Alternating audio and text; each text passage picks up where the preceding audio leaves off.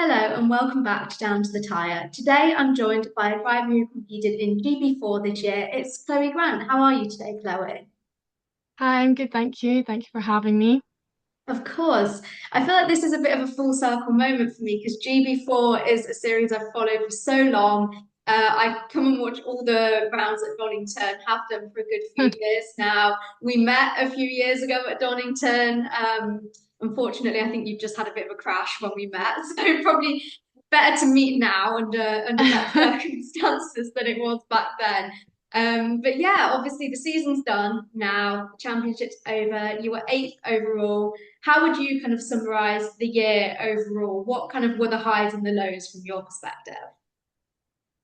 Um, I mean, most people know it was a very last minute decision to come back to GB4. Like we decided of round one, the week of round one. I mean, it was okay. It was fine. Like I don't really, it wasn't. I mean, in results wise, I wasn't happy with myself and how I did. Um, And but yeah, it was. I mean, I'm still lucky to I got the chance to race again this year. But I really enjoyed working with KMR Sport. They're a really good team. So yeah. What led to that kind of last minute decision? Obviously, I know there's so much that goes into deciding where you're racing for a season. What kind of led it to be so last minute there? Well, there was certain other factors with looking at different championships. I mean, I originally around this time last year had a seat for 2024 sorted, and then I got bought out of my seat, unfortunately. And I was kind of relying on people that I got a manager at the time, and I was kind of relying on them to sort me a drive, and they ended up not doing it. So in January, I realized I had absolutely nothing. And I started trying to raise the funds for British F4, which is a lot more expensive than GB4. But I just wanted to do a championship that I know I would have loved to do in a car that I already knew. So I did some testing. I did 4 days, two in Spain and two at Silverstone. And like the testing went well. I really enjoyed it. It was just at the end of the day, we had less than a month till round one, and I didn't have nearly enough budget as I thought I would, just down to different factors with certain stuff going on behind closed doors with sponsors. We just didn't manage to raise the funds, and that's why we were just like, okay, we have to do GB4 now. And obviously, it's better to be racing in a championship rather than nothing at all. I know there's a huge Yeah. argument at the moment, slightly further up the ladder, with a lot of drivers kind of getting to that F2 level and then taking a year out and kind of just sitting on the sidelines. And obviously, it's better to be in a car, proving yourself rather than just doing nothing, I guess. Yeah, exactly. Yeah. I'm still very grateful that I got the chance to race again. I mean, it'd be worse if I wasn't, but yeah, it was just a bit crazy with money. Yeah, I can imagine. And obviously, you're in F1 Academy last year. Before that, what kind of made you decide not to do F1 Academy again? I know there are quite a few drivers, Chloe Chong as well being one of them, who decided to step away and she did British F4. What made you decide not to do that second year of F1 Academy and to return to the UK? Honestly, it's probably something that I'm not allowed to talk about. I wish I could, but I don't want to get in trouble. I don't want to get you in trouble either.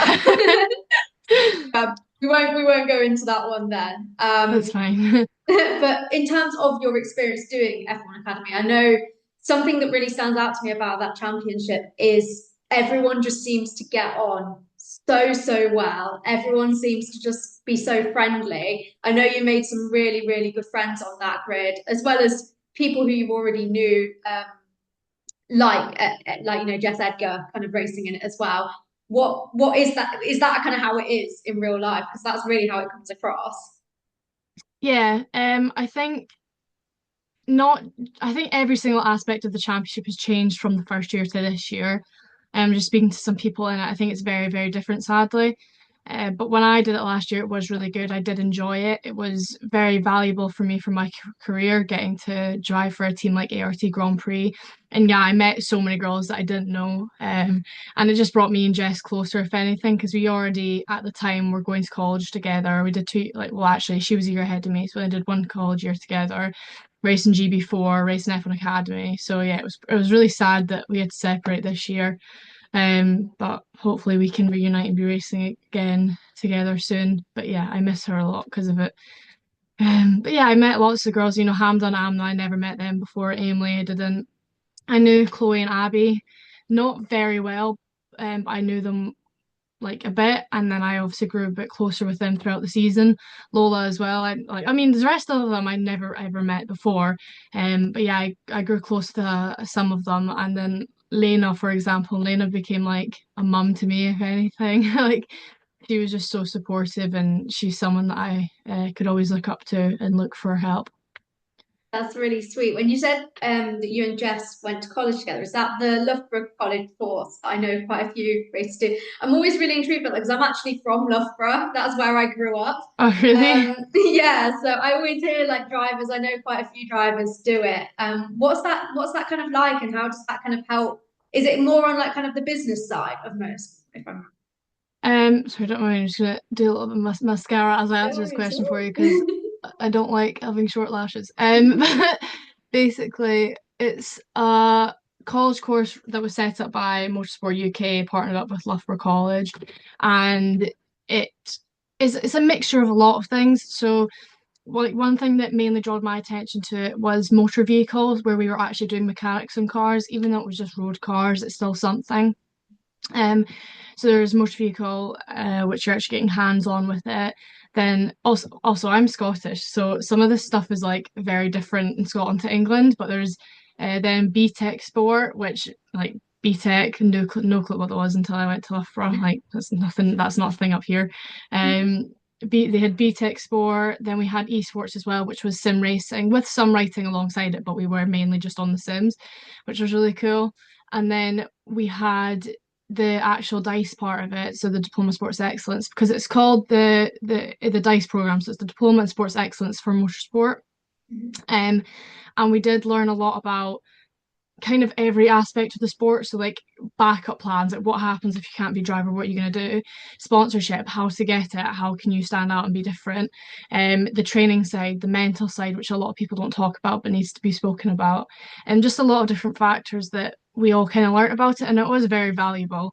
But I do think the majority of people that sign the application to go there go just for the laugh.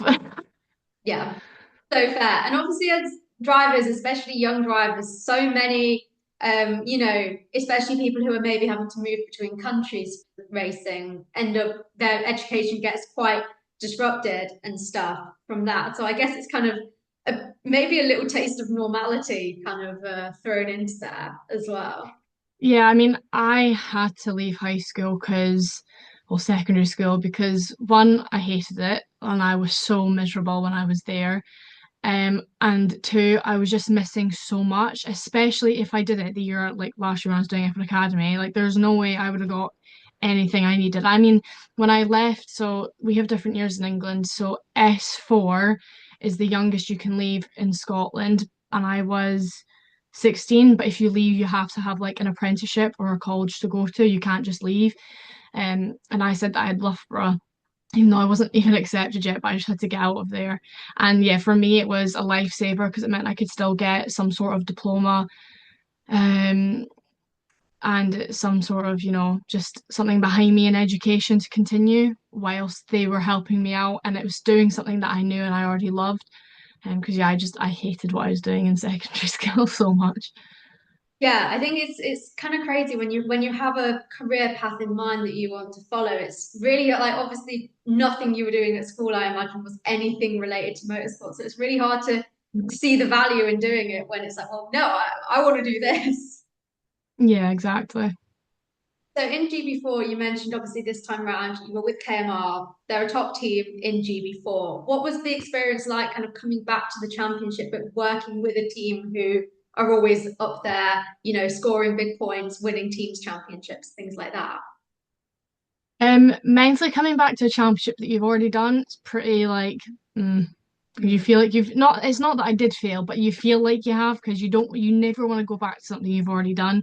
So it was pretty, wasn't a nice feeling coming back, if I'm being honest, but KMR made it really good for me.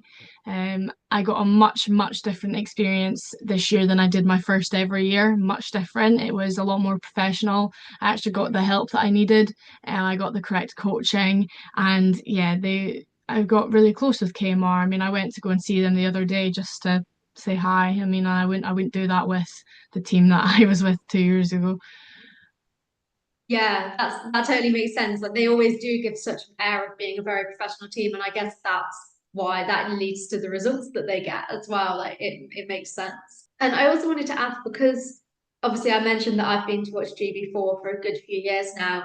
I feel like it's always been a championship where girls have really been given equal opportunity to race against the boys in a very level playing field, which I think is something that has always drawn me to watch GB4. I think it makes it really special as a series. How is that for you? Obviously, especially going from F1 Academy, where you were racing against the other girls on the whole grid, to kind of being able to be in that environment where you are racing in a mixed series. What do you kind of prefer, and what do you feel is most valuable as a female driver?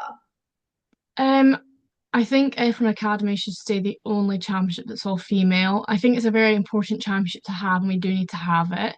But if we normalize it and have more championships like this, it will only be damaging, and we will only separate us even more rather than making us equal. In talks of what it's like to drive with guys versus girls, it's the exact same. We're all drivers. You don't see gender, you just see a helmet and you race against them at the end of the day. So yeah, there's no difference. I prefer to be mixed just because I can't be bothered with the hate anymore from it, to be honest. I'd rather just be mixed and get on with it because apparently other people see it very differently. But yeah, that's it. Yeah, it's a difficult one, isn't it? Because I feel like people, the internet, the internet's tough for any driver. I imagine, as you said, the mental side of the sport is very tough. But I think F1 Academy is very misunderstood, and the purpose of it is very misunderstood in the media and on particularly social media.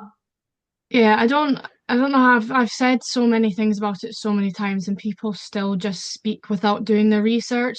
Like people call them F1 drivers and like they're F4 drivers. It's literally an F4 car and it's called the Academy because it's supposed to prepare you for the next levels above. Yes, they could do a much better job to actually prepare you for those and support their drivers that are out to actually get on their way because I was there and I've had zero help to get on that route to Formula One since. I was in it for 1 year and then I was out and that was it. Um, and yeah, I can't speak too much on that. I'll get in trouble. But I think it's still like I've still really enjoyed it in terms of my driver development. And the tracks you get to race are incredible. But the thing is, it's the money that's like it's like realistically, that championship should cost, I mean, even more now because of the countries they're going to this year. But I would say, what we did last year, I'd say that should be around like 700,000 to do, and you only pay 100 grand. I mean, last year we paid 150, but this year it's now 100 grand. Like, yes, that's a lot of money in real life terms, but in motorsport terms, that is absolutely nothing. Even like for me, that's really hard to raise in sponsorship as well but it's so worth it to work as hard as you can to raise that money when you're going to all those countries for that experience. Like it's there as a platform and as a financial opportunity. I mean, it's not like W Series where it was these random teams and it was like funded awfully and now they're millions in debt. It's professional teams that have won F2, F3, FRECA. They've been so successful. Like you're actually getting the development that you need now, and the money is there to support it, and you're barely paying what you should be paying to do it. And you're also getting that platform to show your face and show who you are. Like it's an incredible championship. It's very misunderstood. I think people that don't know what they're talking about really just if you don't know what you're talking about, or if it's just because you have a strong opinion and you don't have the facts, just don't say anything. Just move on with your life. It doesn't affect you. Just like I don't see why people get so wound up about it. Honestly, I think that is, a lot of people on the internet in a lot of contexts need to take note of that Yeah. beyond just this topic. But yeah, I wanted to speak about something I saw you say in another interview on Instagram recently, that you're considering stepping away from single seaters. I was curious because I obviously know Tom Levin has also made that step, Yeah. and let's say it's safe to say it's going pretty well. Let's say that. So He's doing a I was good just job. he's doing a very, very good job. Obviously a driver who, again, being in the paddock at Donington watching GB4, I also saw him in GB3 and everything. So yeah, I was kind of wondering, has his journey in motorsport, being so close to him, has that inspired you in the kind of steps you're going to take next as well? Um, I don't know, maybe. I've just never really thought about it like that. I just see it as I'm done with not being able to compete with these people that are doing hundreds of test days and spending that like hundreds of thousands that I don't have. So I want to get away from it. That's how I see it. And like Tom's not going to watch this, so I can say what I want.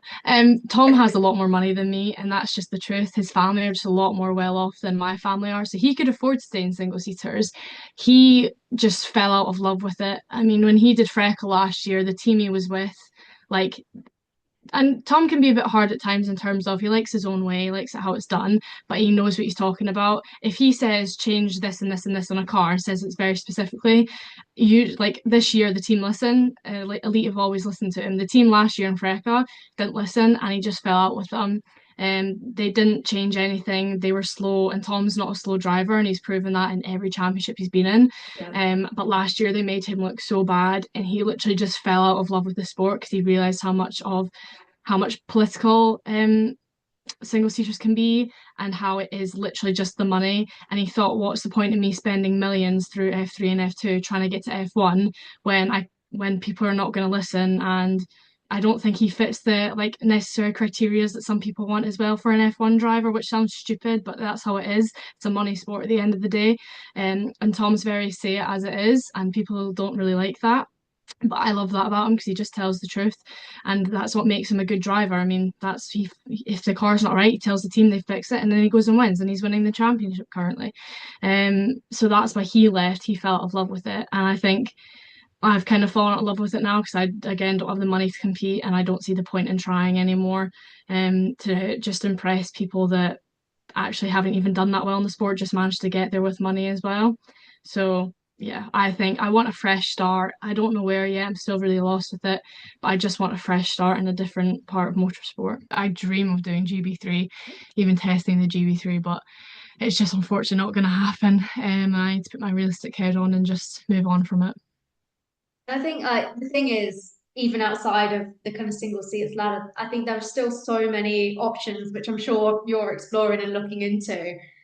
There's so many directions you can kind of go in. Obviously, I know you said you're Yeah. still exploring, still looking into it, but do you have any just not even just for next year, but just generally any kind of dream cars to drive, any dream championships to drive in, any kind of goals that now you've set the single seater ladder to one side that you'd like to pursue? Obviously WEC is an incredible championship and it's something that everyone really wants to do. 24 hours of Le Mans. I mean, there's loads of opportunity. I think there's quite a few different championships and cars as well. That's what I've been looking at. I didn't realize actually how many there was. And then you have the different categories within all of them as well. I think I'm maybe leaning a bit more towards likes of honestly kind of like this isn't even from Tom, but kind of similar to what Tom's done, but maybe not the same championship, but more of like the GT4 cars, rather than like the LMP cars. I mean, at the end of the day, it depends what I get offered, and what is the cheapest because budget is dependent. But I do think I would maybe prefer to maybe be a bit more on that route because that's just something that I think would be really awesome to be a part of. Yeah, that's really cool. I think like honestly, I feel like it's such a like, as a fan, I always almost like really enjoy it when drivers step away from single seaters. I don't know if this is like controversial to say, but I'm always the kind of like I love seeing people explore like other opportunities and other career Yeah. paths that are kind of like not like the norm and also just like definitely wiser decisions budget wise, I'd say a lot of the time. I just think there's so much else going on out there that I think it's really cool to see drivers exploring those routes. Best of luck for everything you've got coming in the future. Thank you very Obviously much. the future's very open for you at the moment. So anyone who's listening who wants to follow you, wants to kind of follow where you go from here, where can they find you? Basically on every single platform. And I'm very simple, just Chloe Grant Racing. And we've also started up a YouTube channel this year, which is pretty cool. So we're trying to build that up. But yeah, literally just Chloe Grant Racing on every platform. Perfect. Well, everyone can now go and check you out. As I said, best of luck with 2025 and beyond. And thank you to everyone who's listened to this episode of Down to the Tire as well.